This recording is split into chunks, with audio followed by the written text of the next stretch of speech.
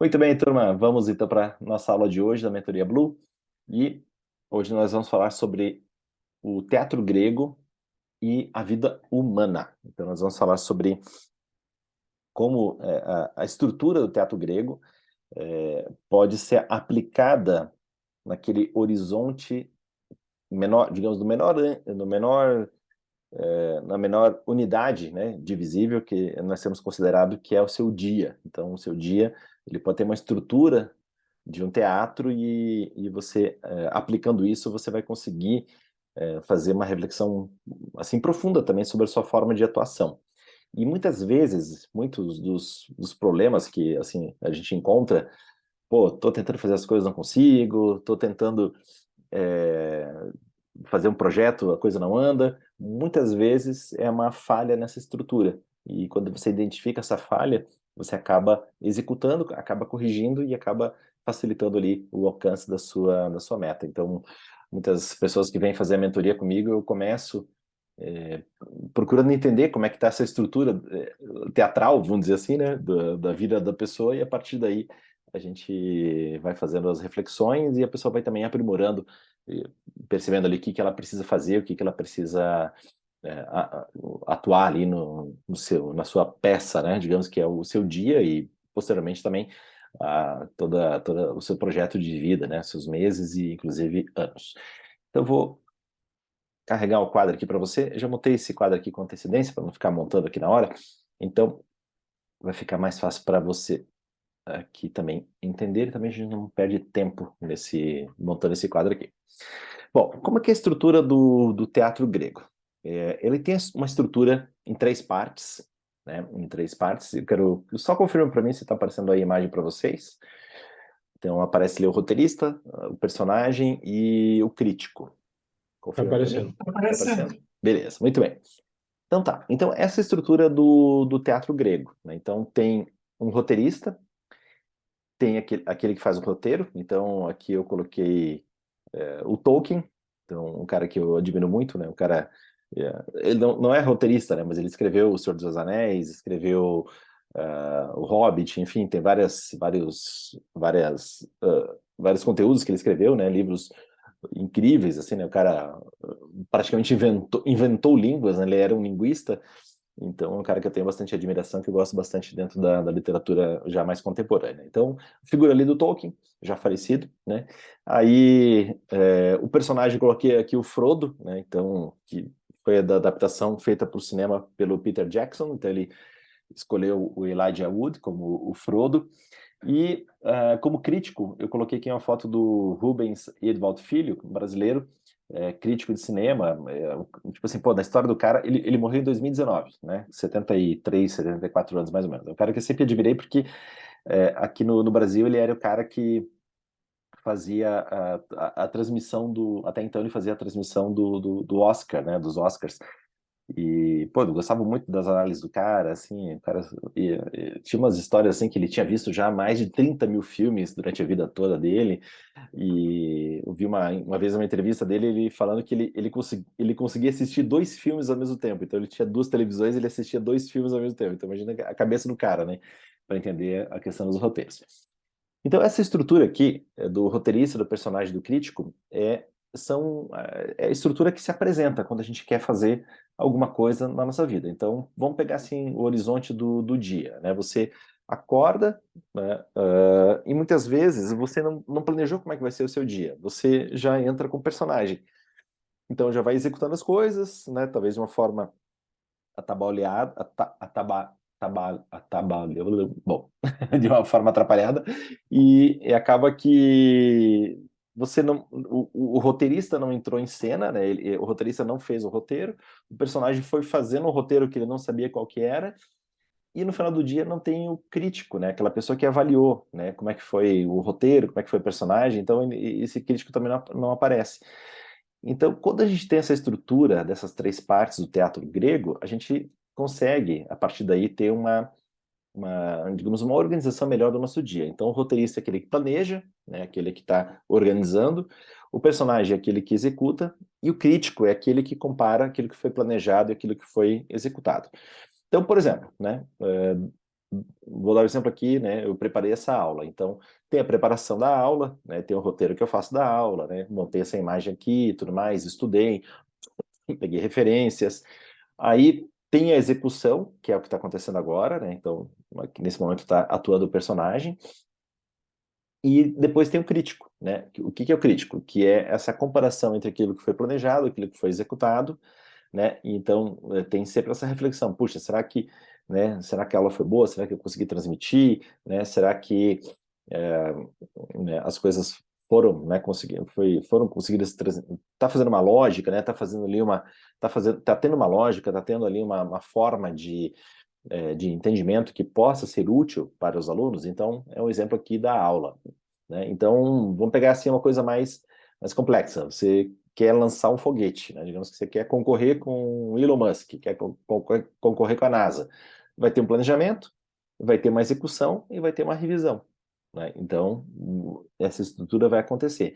E perceba que essa estrutura também, vamos pensar assim, até na própria forma de governo, tem um legislativo, que é o roteirista, tem um executivo, né, que é ali a parte executiva, né, que é, no caso, a presidência da República, né, na República do Brasil, e tem o crítico, que é o judiciário. Então, veja que essa estrutura do teatro grego também tem essas pessoas que estão conversando na própria estrutura de um governo. Você pega, assim, numa empresa, tem ali também o pessoal que cuida do planejamento estratégico, tem depois os personagens que executam aquele planejamento estratégico, e tem o crítico, que pode ser o conselho administrativo, que pode ser uma auditoria, né? Então tá vendo que essa estrutura ela funciona, né, para vários exemplos, né? Então quando a gente traz essa estrutura do teatro grego para aplicação prática. E no nosso dia, a gente precisa ter esses três presentes também. Então, tem que ter um roteiro, né? Então, por exemplo, assim, o que que eu faço, né? Domingo à tarde, ou no máximo segunda pela manhã, eu faço o roteiro do que é a semana. Então, tem ali os pontos que eu tenho que resolver durante a semana, que são os pontos mais importantes. Aí eu acordo, né, digamos, na segunda-feira, eu vejo quais são as minhas metas, meus objetivos e as coisas que eu tenho que resolver durante esta semana. Aí eu acordo cada dia, vejo essas metas, vejo esses objetivos e vou cumprindo aquela agenda, né? Vou cumprindo aquele planejamento. E a cada final de dia eu faço uma reflexão. Então eu paro, né, pego as minhas anotações, uma reflexão que demora ali 3 minutos, 5 minutos. A gente já falou também sobre a questão do próprio exame de consciência, que é essa estrutura do crítico, né? Quando a gente falou do necrológio, é o roteiro, né? É o roteirista. Então, tá vendo que tudo conversa, né? Então, acho que está ficando mais claro aqui essa estrutura do teatro grego que a gente pode aplicar na nossa vida. Então, nessa estrutura do roteirista, do personagem e do crítico.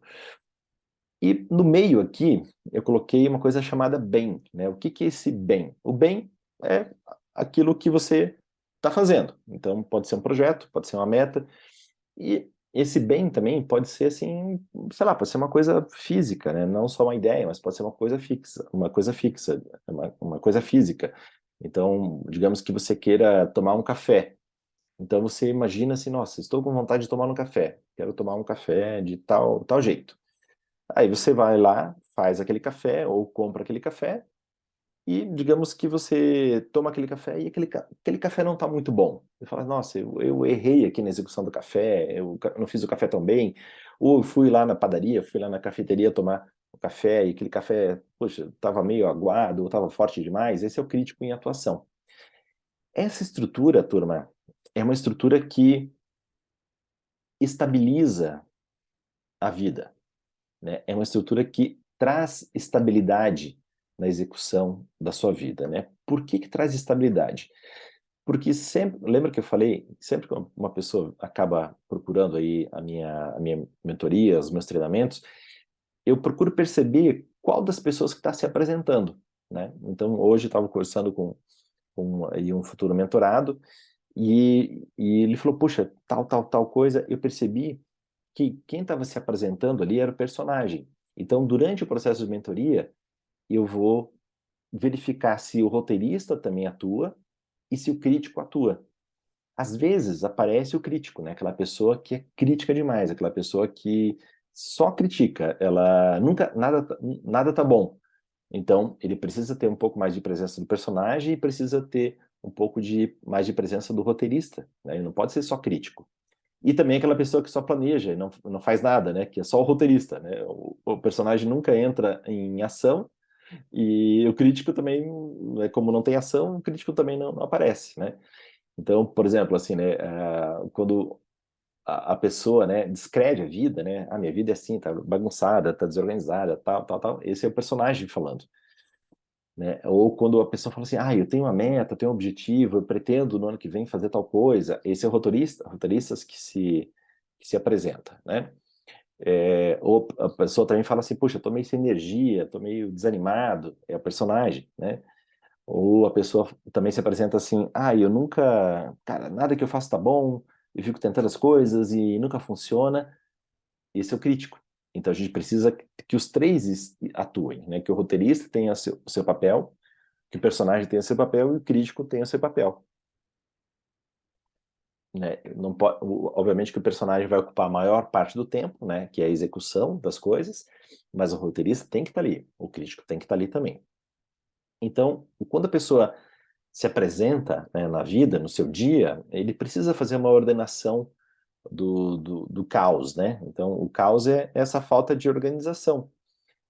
E a gente precisa ordenar as coisas, então essa estrutura aqui é uma estrutura de ordenação do seu planejamento para os seus objetivos, e quando você ordena, naturalmente você alcança de uma forma mais fácil aquilo que você precisa fazer, né? Então a gente precisa ter essa estrutura muito clara do roteirista, do personagem e do crítico atuando. E vamos colocar aqui o personagem, ele tem uma função principal, que é uma função humana, né? Uma função humana, que é a função chamada amar, né? Então vamos colocar aqui como o papel principal desse personagem, ele é amar, né? O que quero dizer com esse amar aqui? Esse amar é um amar como sentimento, né? A gente abordou em alguns momentos, em outras aulas, essa questão. Não, esse amar não é um sentimento, não é uma sensação, né? Esse amar, ele tem a ver com ação, tem a ver com atitude. Então, o principal trabalho do personagem é esse amar, né? Ele é esse amar. E eu vou abrir agora esse amar em possibilidades, para a gente entender um amar assim mais denso até um amar que é mais sutil. Então, como que é essa atuação, né?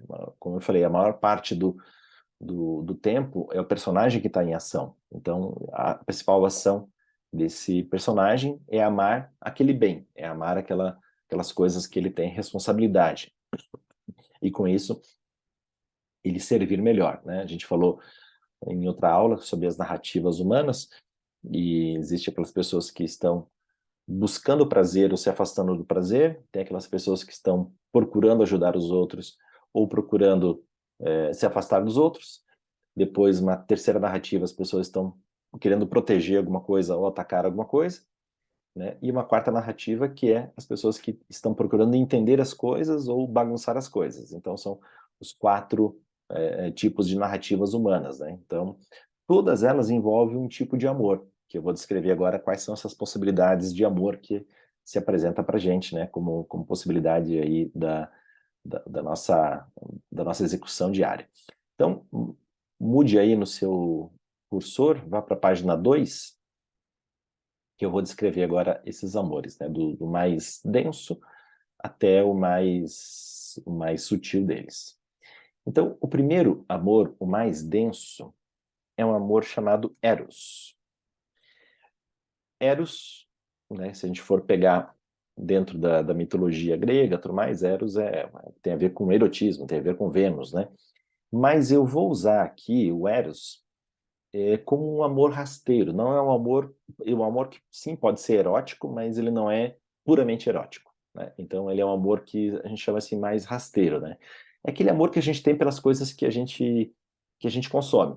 Então, digamos que se apresente aqui no meu campo de realidade um pote de batata frita, né? Então, pô, essa batata frita se apresentou, né? Então, eu me inclino para essa batata frita meio que sem vontade, né? Quantas vezes você comeu uma batata frita sem vontade, simplesmente porque a batata estava ali e você comeu? Quando eu me disponho a comer a batata frita, perceba que talvez eu não tivesse nem com vontade, essa batata frita apareceu aqui, e beleza, está aqui disponível, eu vou comer. Quando eu faço isso, eu me torno um pouco essa batata frita, né? Ou seja, eu aumento o meu peso, né? Consumo mais gordura, e eu acabo tornando essa batata frita gente, né? Porque eu como essa batata frita e ela se transforma em gordura, né? Se eu exagerar, vai se transformar em gordura, vai se transformar aqui no aumento do meu peso. Inclusive, eu posso fazer poesia com batatas. Depois você pode ver até uma poesia chamada Amor e Batatas, que é sensacional, do Machado, que é um poeta espanhol, e fica como tarefa aí você dar um Google e pesquisar essa poesia chamada Amor e Batata. É muito bacana. Então, eu posso eu posso amar a batata, e a batata também ela tem uma função de representação, uma representação de amor. Camões tem uma frase sensacional que ele falava que transforma-se o amador na coisa amada. Então, se eu amo batata frita, eu me transformo em batata frita, né? Não que eu vá ter uma forma de batata frita, mas eu estou consumindo aquela batata frita e aquela batata frita está se transformando numa pessoa, né? Aqui é muito importante nesse tipo de amor chamado eros. Trago aqui o resgate do conceito de prudência. Prudência, lembre-se, é como a gente se relaciona com o tempo, né? O tempo se apresenta. A prudência é como eu me relaciono com o tempo. Então, pode ser que eu haja prudentemente, né? Então, o que é agir com prudência, né? Eu tenho o meu tempo, eu tenho as minhas 24 horas, eu dedico um tanto de tempo para dormir, um tanto de tempo para fazer exercício, um tanto de tempo para trabalhar, um tanto de tempo para meditar, um tanto de tempo para ter estudo, um tanto de tempo para me alimentar, um tanto de tempo para tomar banho. Então, se eu estou aplicando a prudência, eu estou usando bem o tempo. Eu chego no final do dia e o crítico fala assim, cara, legal, seu dia foi muito bom, corrija isso, corrija aquilo, faça amanhã melhor. Agora, se eu me apresento no tempo de uma maneira imprudente, ou seja, ao invés de fazer todas essas coisas que eu falei, eu fiquei maratonando série, né? Não que a gente não possa fazer isso, né? Então tenho tempo para isso, mas também a gente não pode ser muito exagerado, né? Não, se eu pegar sexta-noite e maratonar a série até domingo à noite, cara, não vou me sentir muito bem, né? Então se eu conseguir ver um pouquinho da série, mas também fazer alguma outra coisa que tenha algum tipo de utilidade, ótimo, eu vou me sentir melhor. Então, a prudência é agir bem no tempo que é apresentado, né? Existe uma virtude dentro da prudência chamada circunspecção. O que é circunspecção? É o entendimento da circunstância, é entender a circunstância. Então, a minha circunstância, digamos, seja eu cuidar mais da minha saúde. Então, se apresentou uma batata frita, essa batata frita não condiz muito com a minha manutenção de saúde necessária, né? Ou com o peso que eu quero, ou com o formato do corpo que eu quero. Então, essa circunspecção, que é o entendimento da circunstância, quando eu aplico no meu dia a dia, e eu pergunto, né, isso aqui é um voto a favor ou um voto contra a essa meta que eu tenho? Isso é um exercício da circunspecção, faz eu agir com prudência, né? Faz eu ter a virtude da prudência em ação. Então, beleza, uma batata se apresentou, eu não vou comer essa batata, né? Não vou sucumbir a esse amor que é o eros, né? Que é o amor mais rasteiro pelas coisas que se apresentam no nosso dia a dia, né? Um amor mais impulsivo, talvez, né? Então, ele é um amor assim que... o que é esse amor, né? Eu quero falar que eu posso me entregar a um amor de comer besteira, eu posso me entregar a um amor de de ter preguiça, eu posso ter um amor de desperdiçar meu tempo, né? Ou de passar o dia todo com raiva e não produzir as coisas que eu tenho que produzir, enfim, né? Eu posso entregar essas coisas que são mais rasteiras, né? Que são essas questões que se apresentam de uma maneira mais rasteira para a gente. Um amor mais maduro, né? E aqui vem do grego, né? É o amor chamado, o Eros também vem do grego, né? Enfim, mas é o amor chamado storge. O storge já é um amor mais ordenado. Então, eu estou colocando aqui de baixo para cima, né? O storge é um amor no qual eu me comprometo a fazer alguma coisa durar, né? E quando eu faço alguma coisa durar, eu chamo isso de responsabilidade, né? Então, quando eu faço alguma coisa durar, isso se apresenta como responsabilidade. Perceba que é diferente do Eros, né? Responsabilidade, né? Vamos pegar aqui os radicais do latim, né? Então pode ser o re, né? Spondere, né? Então, respondere quer dizer uma promessa, né? Então, spondere quer dizer promessa. Então, responsabilidade é uma promessa que eu faço, né? Então, esse amor storge já é um amor mais elaborado do que o eros. Digamos que eu gosto muito de café, né? Vou pegar um exemplo do café. E eu começo, então, a querer aquilo que o café me proporciona. O café me proporciona uma energia, uma disposição, aumenta ali a quantidade de ATP nas minhas células e eu consigo ter mais atenção, mais concentração, mais determinação para fazer aquilo que eu quero fazer, desde que eu não exagere, né, nesse psicoativo. Então eu posso fazer uma promessa para o café. Café, eu prometo comprar uns itens básicos aqui para fazer. Um filtro, um coador, né? Eu prometo esquentar a água aqui na temperatura certa. A vantagem de Curitiba é que a gente não precisa se preocupar, né, que a água, como aqui nós estamos a praticamente 1.000 metros do mar, então na condição aqui de pressão, a água não atinge 100 graus, né? Então o 100 graus seria suficiente para queimar o café. Mas aqui em Curitiba a gente não tem essa preocupação, né? Porque a água ferve mais ou menos a 95, 96 graus, então com isso eu consigo garantir que eu não carrego o café. Mas se eu estou no nível do mar, eu posso me comprometer a não colocar uma água fervente naquele café que eu comprei, né? Então começou a chiar aqui, começou a ficar um pouquinho mais quente, né? Eu tenho um compromisso de não queimar aquele café. Então eu tenho um compromisso com o café, né? Eu prometo comprar esses itens básicos, cuidar da temperatura da água. E café, você me promete dar a sua energia, me dar o seu aroma? Então, isso é um exemplo de responsabilidade, né? Então, eu transformo esse amor rasteiro, né, no eros, né, uma coisa que se apresenta sem responsabilidade. Então, a batata frita se apresentou ali sem uma responsabilidade e eu tenho ali um amor agora que é responsável, que é esse amor storge, né?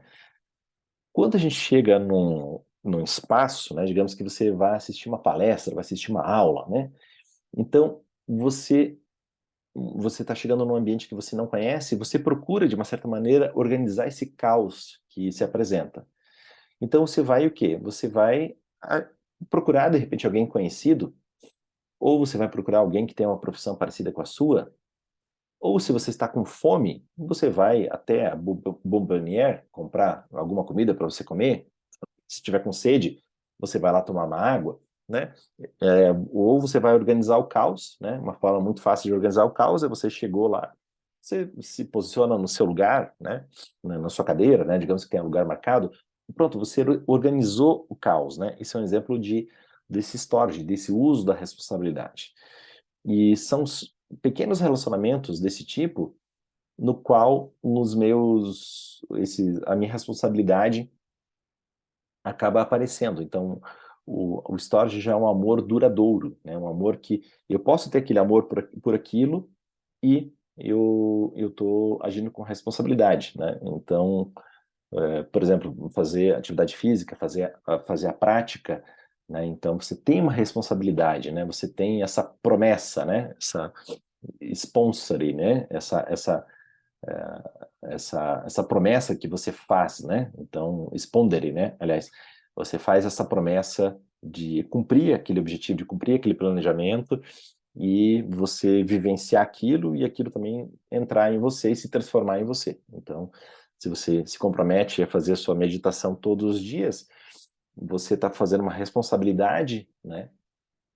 Uma respondere com a meditação, você está quietando sua mente e daqui a pouco aquela meditação se transforma em você e você se transforma nela também, né? Então esses são esses relacionamentos constantes que você estabelece e que vai residindo e vai estabelecendo um amor que é duradouro, né? Então o amar que eu falei ali do personagem, ele precisa ter essa durabilidade, né? No Eros não existe uma durabilidade, né? Ele é um amor quase que prejudicial, o Storge já não. Já é um amor e tem essa questão da responsabilidade. Depois, tem um amor ainda mais responsável, que estaria acima desse storge, que é o amor chamado filia, né? Filia, né? Então a gente usa até o filia, né? Então eu sou, quando eu amo alguma coisa, né? Digamos que eu seja, vamos pegar aqui não sei como é que você falaria, né? Uma pessoa que ama fazer exercícios, né? Alguma coisa ófilo, né? Então, a gente é a pessoa que ama fazer exercício. Não saberia dizer agora como é que é, mas é uma pessoa, por exemplo, uma pessoa gosta muito do Japão. É um nipófalo, né? Então ele o polo quer dizer, né? Tem esse sentido de filia, né? De amigo, né? De uma pessoa que gosta daquilo. Então esse amor aqui é quando, por exemplo, acontece na escola aquela separação natural, né? Então, os nerds ficam com os nerds, os jogadores de futebol ficam com os jogadores de futebol, os músicos com os músicos, né? E aí pronto, vai se formando ali os subgrupos dentro daquele grupo maior. Então, esse é o amor filia, né? Então, esse amor, ele são aquelas escolhas que a gente faz que faz com que o amor ainda cresça ainda mais, né? Tem uma frase em latim que é idem nolem, idem vale, que é amar os mesmos amores e odiar as mesmas coisas. Então, essa é uma frase de Tomás de Aquino, lá do século XII, século XIII, mais ou menos. Então, o filia é quando nós temos os mesmos amores e não gostamos das mesmas coisas. Então, essa é uma representação aqui do amor filia. Evoluindo nesse amor filia, aparece um outro tipo de amor, né? Então, um amor que está ligado a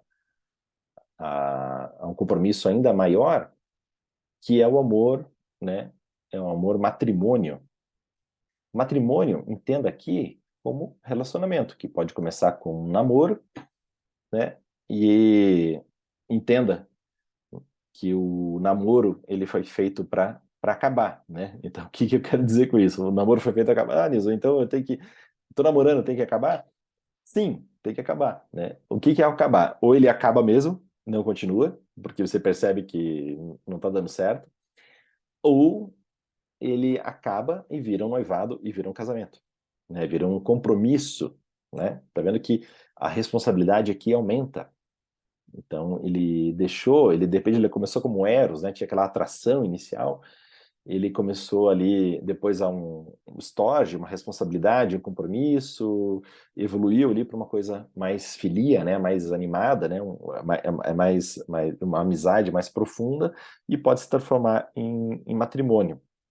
Então é uma a partir daqui é uma promessa que é uma promessa realmente muito importante, né? É uma promessa de continuidade, de compromisso, de evolução nessa questão, né? E isso vai evoluir naturalmente para uma coisa chamada um amor ainda que vem a partir do matrimônio, que é a construção de um patrimônio. Patrimônio não só ligado à questão realmente material, mas também um patrimônio de quando você olha, por exemplo, duas pessoas que estão juntas já há muito tempo, cara, aquilo é um patrimônio, né? Tipo, tem muita construção, tem muita coisa ali, muita água passou por debaixo daquela ponte, né? Então, você vê ali que tem uma coisa que vai se tornando, é mais do que um matrimônio, ele vai se tornando uma coisa que é inabalável, se torna ali uma referência para as outras pessoas. Então, é algo que se perpetua com o tempo. Além disso, né, para cima ainda do patrimônio, pode surgir um tipo de amor, né, que se ordena, que se apresenta com ainda mais responsabilidade, que é uma tradição. Então, o que que é a tradição? A tradição está ligada às camadas mais avançadas da personalidade. Então, eu penso assim, né? Eu vou morrer, mas eu vou deixar uma tradição. Eu vou deixar aqui um legado, né? Digamos que se eu morresse hoje, né, essas aulas que eu tenho aqui gravado, elas estão ali na plataforma, elas estão, eu deixo lá como não listado para o YouTube. Então, de repente, digamos que eu morresse e a Emma, né, ela tem conhecimento aqui dessas aulas, e ela fala, pô, eu vou compartilhar essas aulas aqui, esses pensamentos que o Nilson veio estudando, veio compartilhando com os alunos, vou deixar isso aberto para outras pessoas, por exemplo, né? Então seria como uma tradição, né, um rito, alguma coisa assim que é passada à frente. E muitas vezes isso acontece, né, no próprio trabalho, né? Então alguns ritos, algumas tradições que são passadas à frente, né? A própria questão cultural, né? Então, na cidade que você mora, na cidade no país que você mora, tem tradições, né, que são passadas à frente. Além disso, tem um amor ainda superior, que é um amor já ligado a vai além da tradição, ele é mais que uma tradição, que seria, por exemplo, uma filosofia, né? É algo maior, uma filosofia, uma teoria, podia colocar assim, né? Também, né? Uma teoria que passa à frente, que pode ajudar outras pessoas a pensarem sobre aquilo. Pode ser também o que também se chama em latim de ágape, né? O amor ágape, vou colocar aqui, ágape, que é esse amor ligado assim ao serviço, a passar as coisas à frente. Então ele é quase que uma ciência, né? É uma ciência no sentido de coisa científica, mas uma ciência no sentido de passar as coisas à frente, né? De uma forma mais, mais perene, né? Então a ideia do filósofo, o filósofo viveu, né? E o filósofo, ele é filósofo, acaba se tornando filósofo quando ele morre, né? Então, ele tem essa característica, né? Aquela ideia dele, né? Então, hoje a gente pode estudar as, as ideias dos filósofos hindus, né? Então, a gente pode estudar Patanjali, a gente pode estudar os filósofos gregos, né? Como Sócrates, como Platão, como Aristóteles e tantos outros. A gente pode estudar, né, o Tomás de Aquino, que é filósofo aí do século XII, século XIII, né? A gente pode pensar também em Dante, apesar de não ser filósofo, mas era um poeta. A gente pode pensar nele, a gente pode pensar no Camões, que eu citei aqui também, né, mais recente, né? Então, Dante para a língua italiana e Camões para a língua portuguesa. Então, Camões está junto com Dante, está junto com Homero, né, dentro da literatura. Então, são coisas que são passadas à frente, são coisas que duram, né? Então, a gente precisa entender que todo amor, cada um desses amores aqui, ele tem um teto, né? Então, quanto mais para baixo, o teto é mais baixo. Então, o amor eros é um teto muito baixo. Storge já é um teto mais alto, filia, matrimônio, patrimônio, tradição, filosofia, teoria, ágape, e já são tetos muito mais elevados, né? Conforme a gente vai crescendo aqui. Então, as coisas que a gente tem, que a gente acaba acumulando no nosso dia a dia, eles representam esses amores, né? Então, a pergunta é aqui, que amores você está tentando fazer durar, né? Então, porque a palavra aqui é duração, né, do amor, é trazer essa visão da duração, é uma permanência, né? Esse amor, ele precisa ter uma permanência, ele precisa se transformar numa verdade, né? Durante a nossa vida. E algumas pessoas, né, elas se apresentam né, de uma maneira muito interessante, né, que é quando a pessoa não consegue dominar a sua vida, né, quando a pessoa não consegue dominar a sua vida, quando ela não tem aquela noção ali, vou voltar para a página 1 aqui, tá? Não tem aquela estrutura do teto grego, ela não tem o roteirista, ela não tem a personagem, o crítico. Opa, apaguei o quadro. Eles não estão aparentes, né? Eles não estão aí acontecendo no seu dia a dia. Então, qual que é a estrutura, né? Em que você não consegue dominar a vida e acaba sendo dominado, né? Essa é a própria estrutura de um filme de terror, né? Um filme de terror tem isso, né? A pessoa quer fazer alguma coisa, ela não consegue. Os sonhos mais terríveis que você tem, né? E talvez você já tenha tido algumas vezes esse tipo de sonho, que é esse sonho que você tenta fazer alguma coisa e não consegue, né? Você tenta pegar tal coisa e a coisa não acontece, né? Então, essa é a estrutura de um filme de terror. Então, você está vivendo naquele instante ali um terror, né? E então a gente não pode fazer com que a nossa vida seja esse terror, né? Então a gente precisa entender quais são os amores, aonde que a gente está inclinando a nossa atenção, os nossos amores, porque isso, como diz Camões, né? Como disse Camões, transforma-se o amador na coisa amada. Então, se eu amo as coisas erradas, né? Eu vou cara, vou me transformar naquela coisa, né? Então, se, por exemplo, assim, eu, eu começo a minha referência é o Neymar, a minha referência é a Anitta. Cara, eles são muito bons ali naquilo que eles fazem, né? Um joga bola e a outra dança o quadradinho de oito. Então, se eu amo dançar o quadradinho de oito, ótimo, referência, a Anitta é uma ótima referência. Mas agora, para outras coisas, não, né?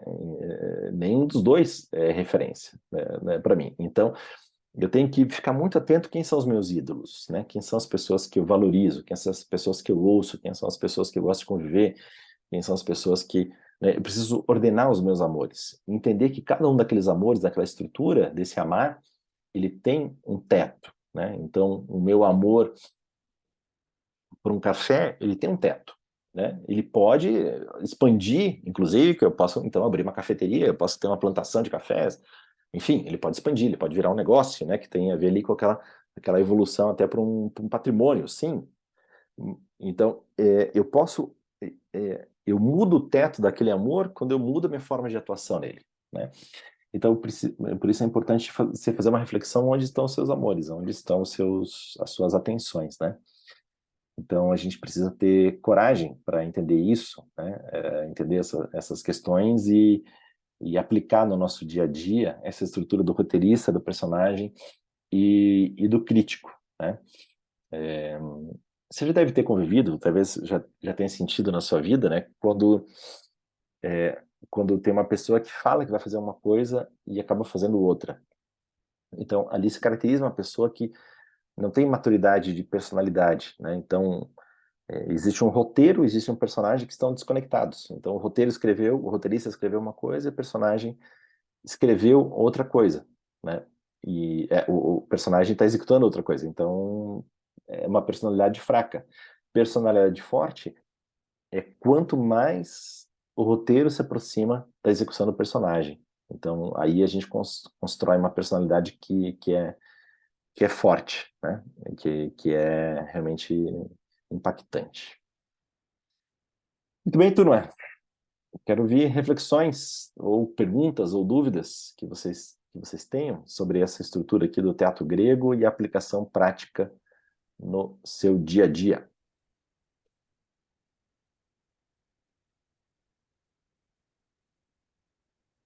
Onde você acha que você está seu ponto aí? Está mais no crítico, está mais no personagem, está no roteirista? Você acha que os três estão funcionando bem? Como é que tá? Depende do dia. Depende do dia, é bom. É, é, é complicado definir exatamente, né? Às vezes por exemplo, me sinto um pouco, às vezes, roteirista demais, às vezes, sabe? Planejo muitas coisas. Então, assim, agora tenho tentado colocar tudo isso em prática, né? Dos objetivos, de tentar seguir essa filosofia, né? Essa coisa desse na música, principalmente, né? Para mim, colocar isso em prática com os meus alunos. Pensa assim, Às vezes não é qual que é, fácil. qual que é um pequeno ajuste que você vai fazer no personagem para cumprir o roteiro que você tem. Então, quando você conseguir definir isso, você vai aproximando mais o personagem do roteirista, né? Uhum, O Shakespeare, ele, pegando assim um exemplo do teatro mesmo, né? O Shakespeare fazia isso. Às vezes bom, ele era o roteirista, né? Um grande escritor. E o Shakespeare, ele quando estava lá ensaiando as peças, e muitas vezes ele ia lá e representava o papel para mostrar como é que era para fazer. Então ele era o roteirista, aí o personagem não estava conseguindo executar, ele ia lá e mostrava como é que era a interpretação que ele queria, né? Agora, trazendo para nossa vida, nós somos os três, o roteirista, o personagem e o crítico. Então, né, se fossem pessoas separadas, seria muito fácil, porque o roteirista fala assim, não, você está fazendo errado, faz assim, tal, tal, tal, tal.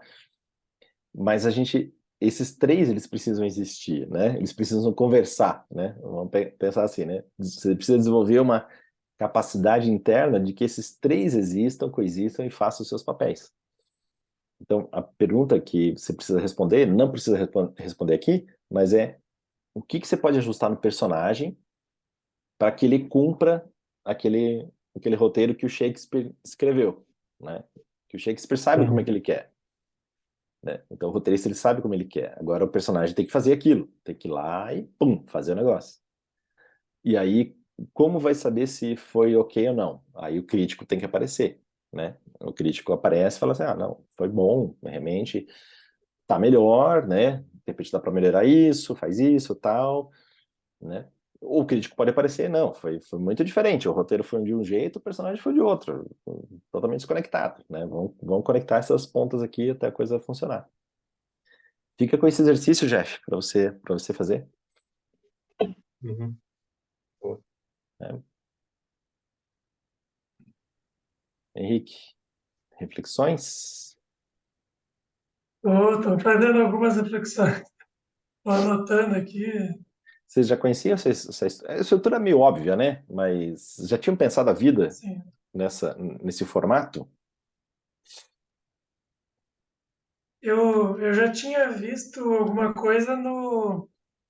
Eu já cheguei a ler alguns livros daquele outro médico lá, que é o Augusto Cury, né? Que Uhum, num dos livros ele fala dessa coisa do palco, né? Do teatro. uhum, Para você ser o autor da tua própria história, vamos dizer, né?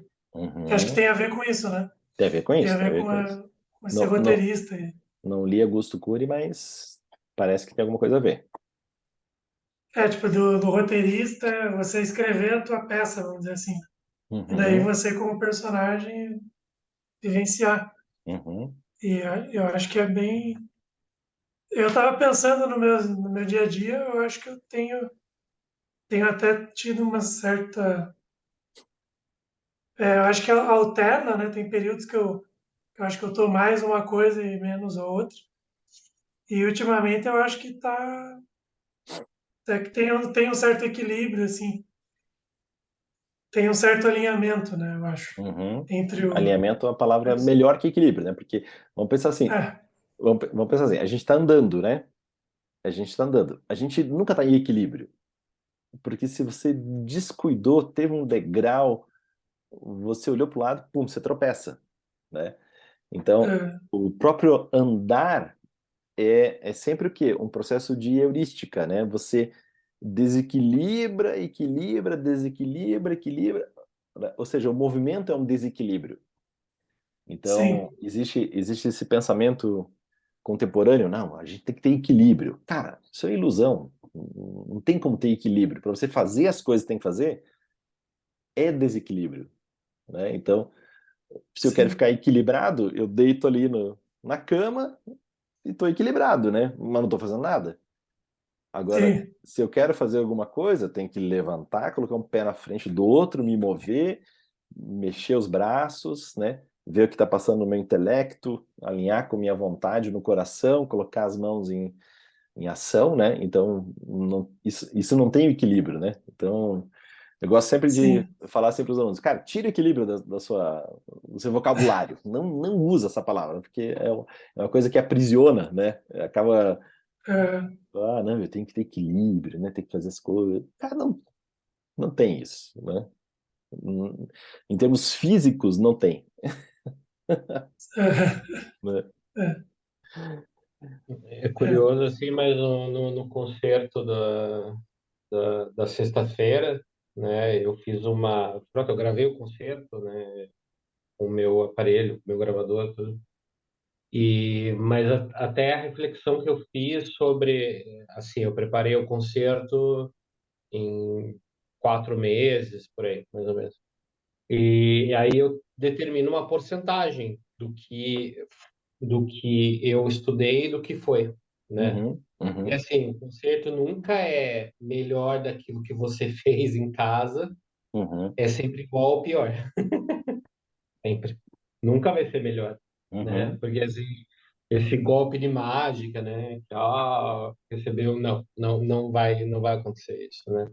Mas assim, então eu realmente estabeleço uma porcentagem do que foi, uhum, né? Para mim, por exemplo, eu cheguei a 75% de um grau de satisfação, assim, sabe? uhum, Então, eu fiquei pensando o que que eu tenho que trabalhar em mim para eu melhorar essa porcentagem, né? uhum, Para aumentar esse percentual de não é satisfação, mas é o percentual mesmo de aproveitamento e de qualidade daquilo, do uhum, trabalho. uhum, Então eu vi assim que um dos fatores que faltava assim às vezes para mim, né, é a tal da coragem, né, para fazer certas coisas assim, para me lançar né, às vezes não é nem constância, né, que eu faço, porque assim, eu não me considero inconstante na música, uhum, né? Eu tento estudar no mínimo 4 vezes por semana, 2, 3 horas por dia, sabe? Parece muito, mas não é, mas enfim, é o que dá atualmente. Então, realmente, eu vou ter que aumentar, talvez, um pouco o número de horas de estudo e me lançar mais no sentido de tentar tocar me divertindo, sabe? Porque às vezes eu tô tocando preocupado com certas coisas, então não dá para acontecer isso. Tem uhum, que, é, tem que é como ser um espectador de ti mesmo. uhum. Isso é a coisa mais difícil que existe, É porque difícil, vixe. como se errou, começa a analisar, errou, começa, não pode, não tem como, é assim, os pensamentos que vêm, deixa vir, paciência, não Uhum. analisa, porque a partir do momento que analisa, começa a criar bloqueios, É, você está falando na hora da execução, né? exatamente, É isso mesmo. Porque o crítico, ele não pode opinar na hora da execução, né? Você tem que fazer o negócio, né? Como você falou, não dá para ficar pensando muito, o planejado foi esse, eu vou executar isso, aí o crítico vem depois, terminou, né? Ah, então agora o crítico avalia. O crítico também não pode ser, o que seria um crítico muito exigente também vai frustrar, né? exato, Você já deve ter ouvido, não sei se você assistiu o filme Whiplash, que o professor ali, não, ele tem Eu o... já, filme de música sempre é meio complicado, assim, né? Porque sempre... né? Mas, assim, tem a figura do professor, que o professor, ele é muito crítico, né? Então, ele é tão crítico que pira o negócio, assim, né? O negócio espana, né? Enfim, né? Então tem aqueles limites ali do quanto você tá exigindo e o quanto você está realmente sendo obsessivo e transformando aquilo numa neurose até, de repente, né? Então, se o crítico está presente demais, ele, o crítico tem que ser, ele tem que ser muito exigente, desde que o roteirista seja exigente e o personagem seja exigente. Se o roteirista faz de qualquer jeito, planeja de qualquer jeito, o personagem executa de qualquer jeito, mas o crítico é muito forte, né? Aí eles não estão em sintonia de performance. Então, precisa ter, né? Você também avaliar, né? Agora, então o meu planejamento pode ser mais elaborado, minha execução pode ser mais elaborada. Aí sim o crítico ele pode ser um cara mais exigente. Mas se Uhum. um deles é exigente demais, essa relação aí fica desequilibrada, né, Henrique? Sim. Tô zoando. Desalinhada. Desalinhado, né? Vamos pensar assim, né? Então, eles têm. Não adianta, né? Vamos pegar assim, uma criança está aprendendo ginástica olímpica, né? Sei lá, a criança começa lá com 5 anos, ó, não sei quanto que começa, mas ele não pode ser avaliado por um juiz das Olimpíadas, Claro que não. né? Porque o É, juiz fala lá, não, ele tem que ser avaliado ali pelo professor, né? Pelo campeonatinho que ele vai participar, né? Aí depois, daí vai para a Olimpíada, mas pô, ele tem um roteiro de alto nível, tem uma execução, um personagem de alto nível e tem uma avaliação de alto nível, né?